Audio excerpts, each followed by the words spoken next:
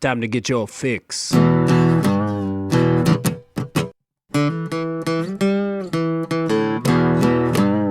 It's a horrible gaming podcast. It's not good, it's not great. Horrible gaming podcast. It's not even what you would call fair. It's really not that good.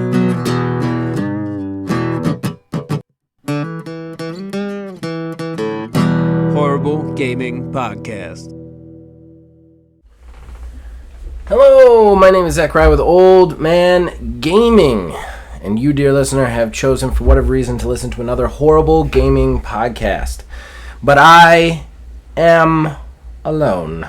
I mean, usually I'm never alone, but unfortunately, and this is completely my fault, I was told ahead of time by a tiny wizard that he was having an event tonight that he could not make it to record.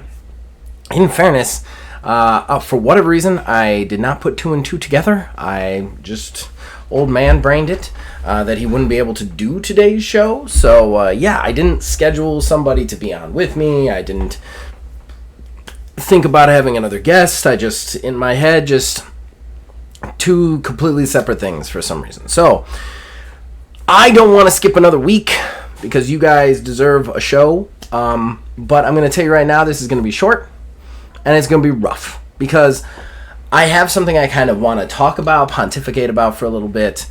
We're going to kind of discuss, and by discuss, I'm going to talk at you, and then you guys can, in the comments, tell me how I'm wrong, as you guys always like to.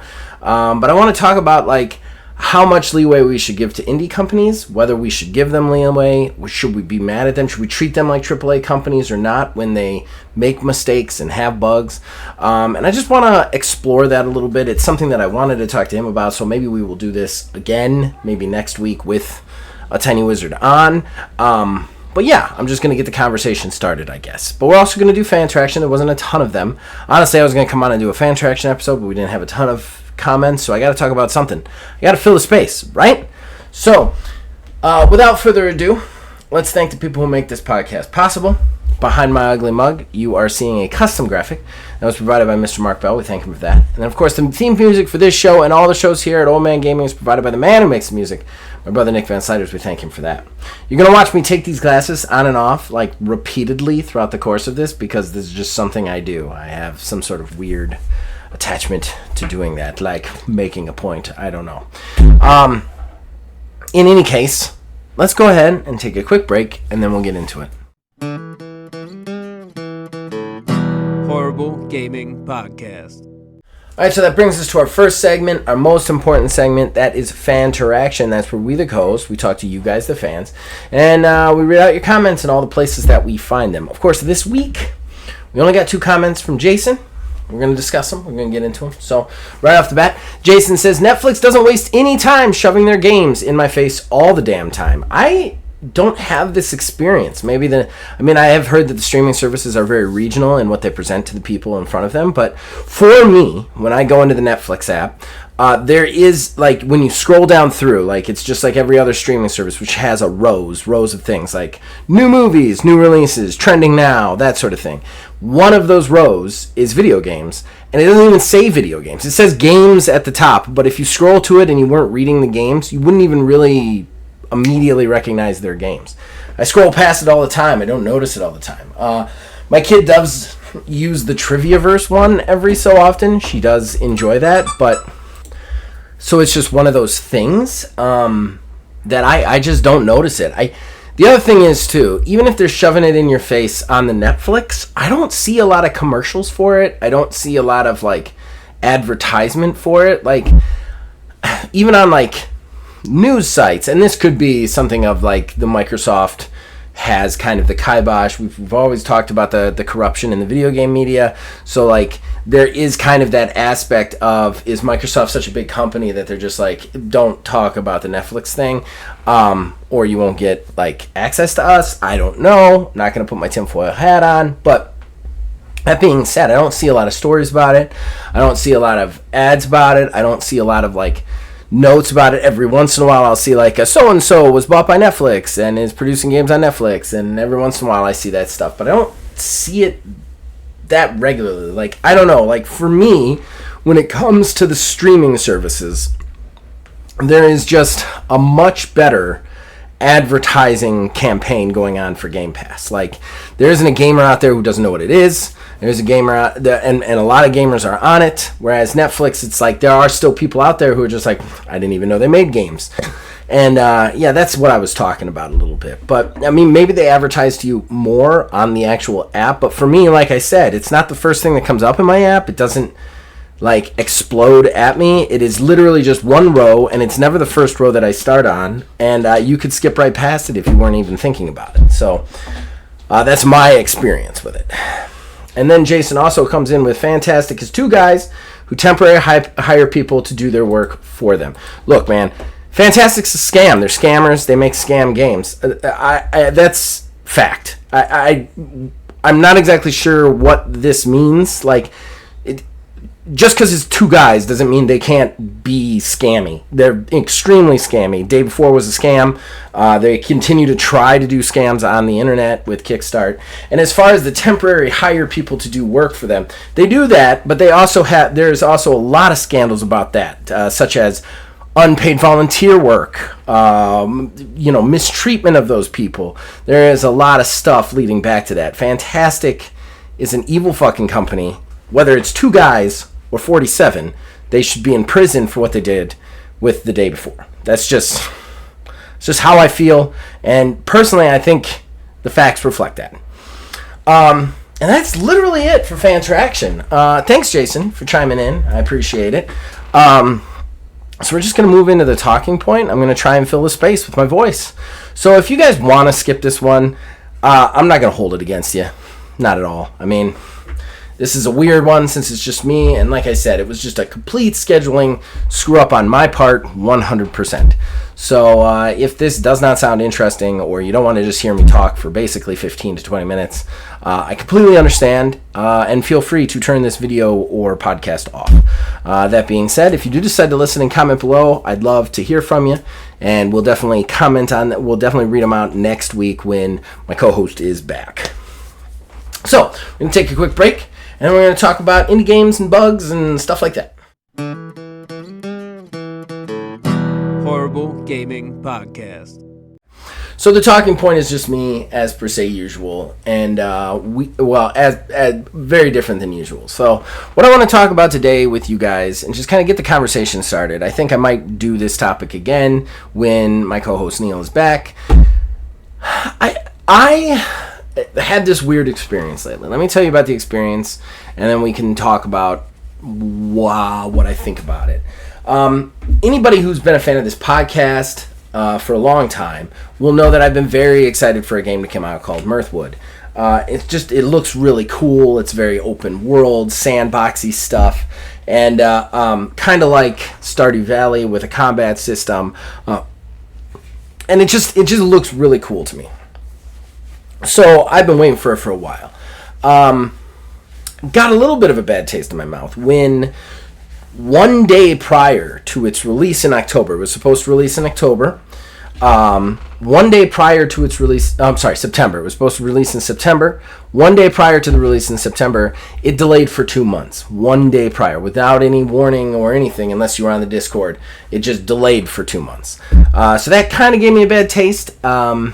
And we'll talk about that. But for me, like, if you've got a delay, I don't think delays are necessarily right. I don't think you should be giving release dates unless you know that a game is coming out on that day, like, period. I don't think that we should be hearing your release date until you are absolutely positive you can meet that release date. In my opinion, it's a promise to the consumers, and you're breaking that promise. I've said that repeatedly here on the channel. Do I think you should release a broken game? No. If something comes up, emergencies happen, shit happens. There are exceptions to every rule. And if something comes up and you absolutely have to delay, I get that. But overall, the fact that you're delaying a game 24 hours prior to its release is a little ridiculous. Now, there was no pre-orders for it, so in fairness, they have that going for them. So it wasn't like anybody was screwed over or anything. That being said, it left a little bad taste in my mouth, but that's fine. You know, whatever. I'll live. And this is just a two-man indie game, indie team. So, you know. And you can actually see my review of Mirthwood. It is a long review, 20 minutes, because it's a very, like, both negative and pro sort of thing. It's a very 50-50 review, but I felt like I had to do that review. I don't like to do negative reviews. I felt like I had to do that review. And I say this in the review because I've talked about this game so much. So, that all out there. I'm going to try not to say that being said so much. I've noticed that I say that like 37 times every podcast. They then, 2 months go by, and they release on time. It just released. November 6th was the release date, so it's been out for 4 days at the time of recording this. It'll have been out for 6 days at the time that this goes up. And personally, it was not necessarily the smooth experience I was hoping for. There's a lot of bugs. I think there's also a lot of functionality issues, such as like when you're walking around a cave, the cave walls don't go transparent. And this is kind of like a top-down sort of thing. So like when you're walking and like the scenery makes it impossible to see your character, that's rough, especially if you end up having to have a fight there. And then, I joined their Discord and one person was like, oh, this is definitely a design choice to build tension. I'm like, that's not a design choice to build tension. Your character can see what's happening and you can't to play them. That's stupid. It's not a design choice. And if it is a design choice, it's a bad one. That being said, it got me thinking about this situation, about the game, because it's out now, and this is a very well-intentioned team. They have a roadmap going forward. They've already started to do some patches, and the transparency thing wasn't the only issue. The combat's very floaty. The performance of the game, which I don't talk about this in the review, but the performance of the game is a little bit less than great. Like, I have a pretty good PC for something as small as this game is, and it still shutter steps quite a bit.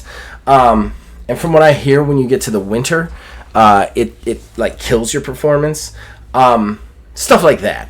They've already started to fix some of this, some of the UI issues, some of that. I had one issue that when I logged back into the game after a patch, all the like shopping menus and cooking menus were like minuscule, and I had to like play with my settings randomly to try and get them big again.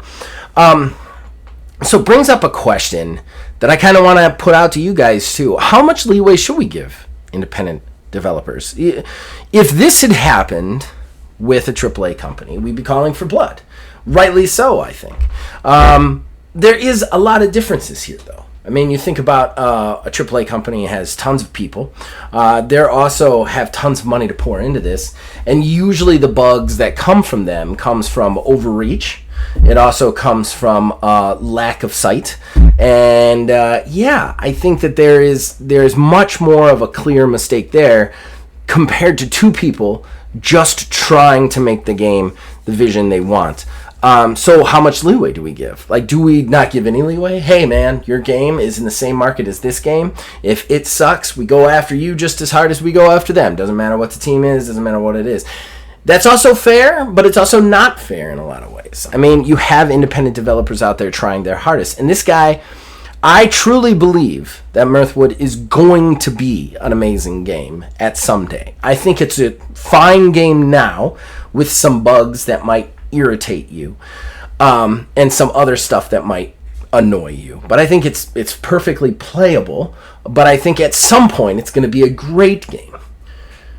I think these two people care very much about their vision. They want to put the work in. They want to put the effort in. But is that enough? Is that enough? Because that is another difference, right? Like, these two people in this example, they very clearly, I can tell from the Discord posts, I can tell from their community posts, they very clearly want this game to be amazing. They want this to be their vision. Whereas you then look at other games that have suffered these kind of problems and issues, and you think to yourself, do they care? Or are they just putting this out for money? Are they just trying to get it out there to sell it? And oftentimes they are. They don't really care about us. They don't really care about the product.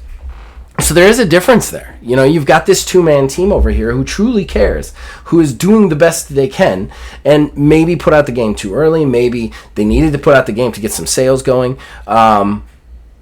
But they want this game to be their vision. They have a vision and they want to achieve that. They are attempting to make art.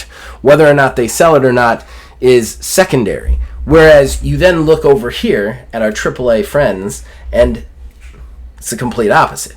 The sale is the primary goal. The money is the primary goal. The art becomes secondary. And I can't help but also point out that you look at all the layoffs and stuff going on because of the fact that they just keep overreaching, they overspend, and then they lose stuff. You don't have necessarily the same amount of layoffs coming from the independent studios, the truly independent studios. I mean, in fairness, a lot of them are, like I said, 2-person teams, 5-person teams, smaller groups of people, just trying to make their vision, get their vision out there. But they don't have that even when their game doesn't do that good. And that's because they're not overreaching. But again, do we give them that kind of leeway? It's kind of a tricky slope. It's kind of a tricky thing, especially when we are in a place where I truly believe that the game industry is crashing right now. We've watched it. We've watched the evidence. We've watched all of the layoffs happen. All of these companies keep posting losses because of that overreach that I talked about before, in my opinion. So they are no longer going to be the AAA. That means the gaming is in the hands of the double and single A companies, the smaller games. That's what is going to keep that industry alive. That's what's going to keep people coming back. And I would argue that's the lifeblood of the entire industry right now. I mean, out there, fans of this show, tell me, how many of you have favorite games that are AAA games? And how many of those games, those AAA games, are like the one you would think, this is going to be my favorite for the rest of my life? And I'll wait. I mean, I could be wrong. Comment below. Tell me. I know there's a few of you who play AAA games and love them, but at the same time, if you're honest with yourself, are they a better experience than that last indie game you played? And I'd put it to you that for me, and I think it's one of the reasons that you look at our Game Awards this year, and you look at all the indies on those Game Awards this year, you just... it rings true. Like, for me, the games that are truly interesting me, with the exception of maybe 2, are the indie games. Those are the games that I'm waiting for. Those are the games that I'm sitting waiting to see if they come out. A lot of people are like, I won't pay $70 for a game.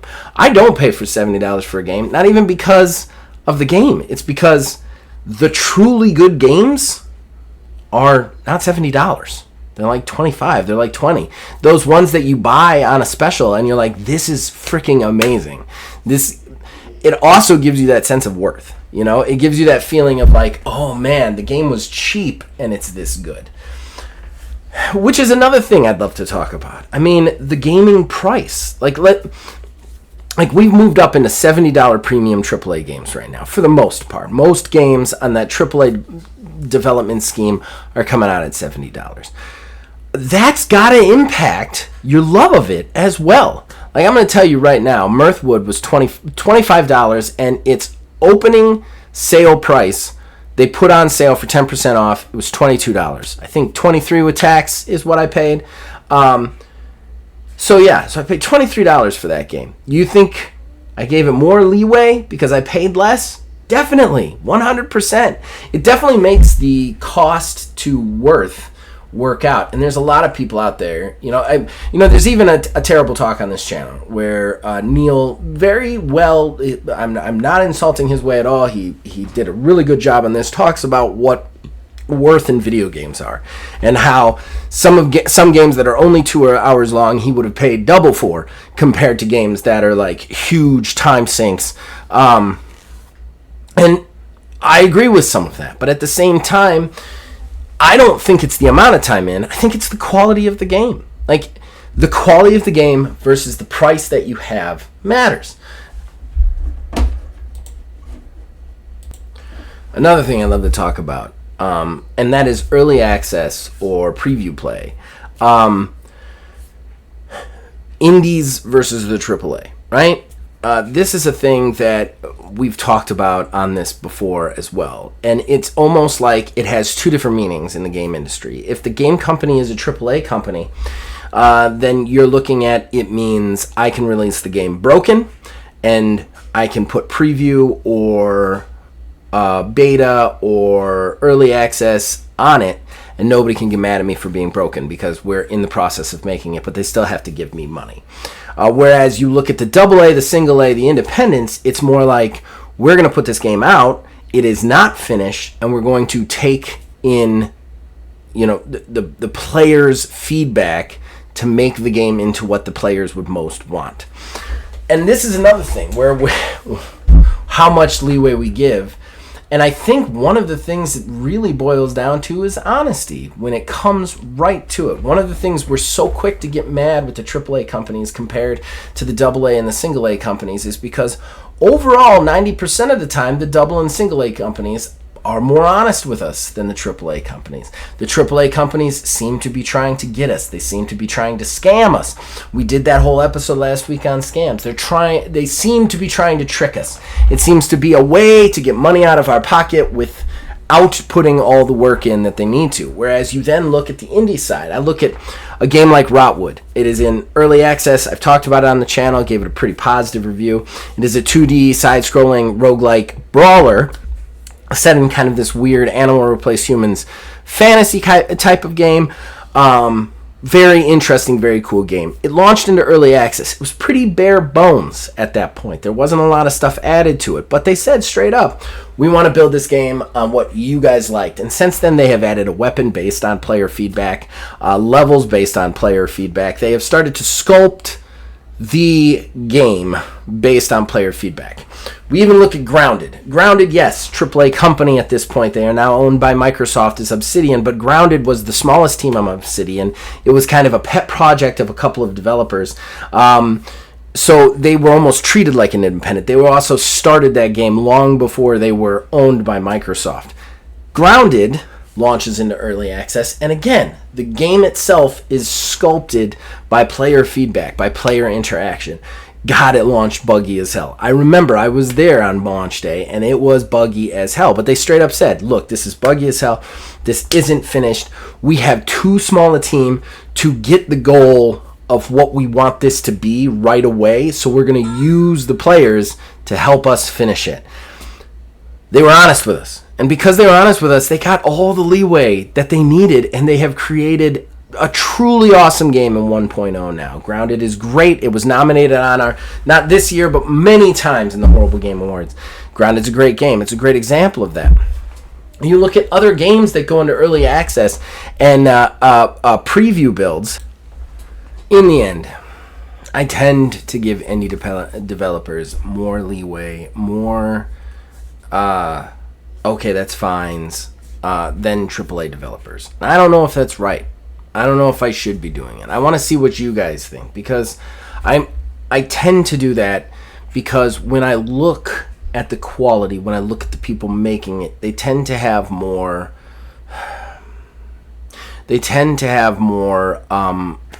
direction. They not even direction. They tend to have more want to make a quality game.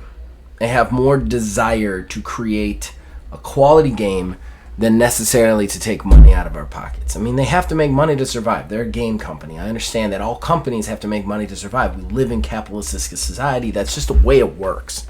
But I tend to give more leeway to people who I generally look at and think they're trying to make a great game first, make money second, compared to people who are trying to make money. But is that right? Is that the right way to do things? I don't know. I honestly don't know. I think that overall, you can see that the quality of games coming out of the game industry right now is just better when it comes to double and single A on a whole. That being said, there's definitely some bugs, some issues, some problems with those double and single A's that we tend to give passes for. Should we? Should we give a pass to somebody trying to make a good game? Or should everybody be treated equally in that space when it comes to our perception of it? And I'm interested to hear what you guys think, because that's going to be it. I think I've talked enough, rambled on enough about this subject. But like I said, with the example that I'm talking about, I think the two people making Mirthwood are trying to make a really good game.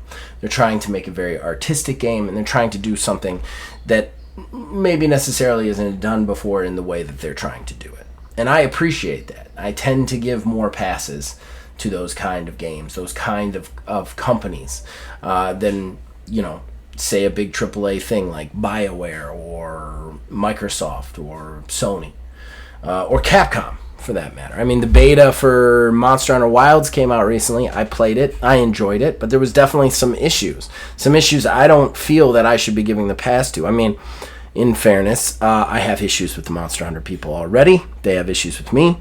And I don't mind. But that being said, it's a $70 game. It's a $70 game that will most certainly have some sort of microtransactions in it.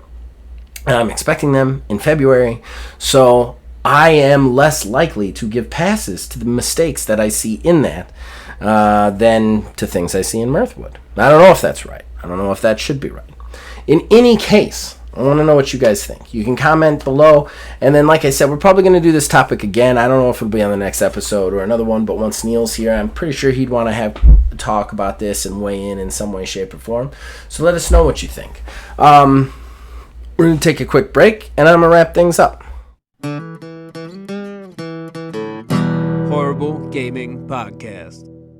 All right, so that brings us to the end of the show and the shameless self-promotion that comes with it. I am alone this week, so you can check out everything we have to offer here. We have a lot of video games and tabletop role-playing game stuff here. We are a double channel, so the algorithm has no idea what to do with us.